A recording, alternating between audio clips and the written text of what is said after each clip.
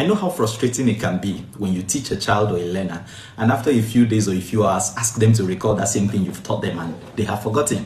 The thing is that forgetfulness is natural with everybody, and for students between primary to say year 8, it's largely our responsibility to help them recall what they have learned. But if you're a student above year 9, I tell you that it's my responsibility as a teacher to make you understand what I'm teaching you, but it is your responsibility to make sure you don't forget. So I have 2 steps that I'm recommending to both teachers and learners on how to help the learners combat forgetting. Step number 1 is make room for spaced revision. So let it not be that what is taught at the beginning of the term is never revised till the end of the term or till exam period. Don't do that.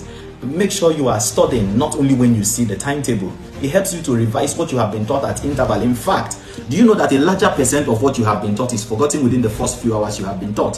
Say within 24 to 36 hours. So it is important to revise within that period in order to retain what you have been taught. The second way to combat forgetting is by making the learning meaningful. Whatever it is you're teaching children must be represented in a way that they are able to easily recall.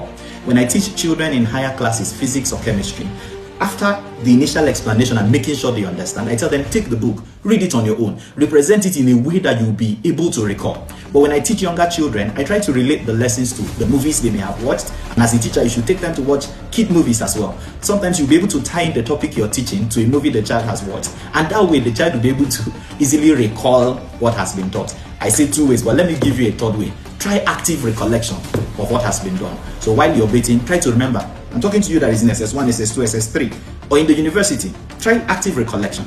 As you walk along the street, just try to define something that you have learned. It will help you a lot.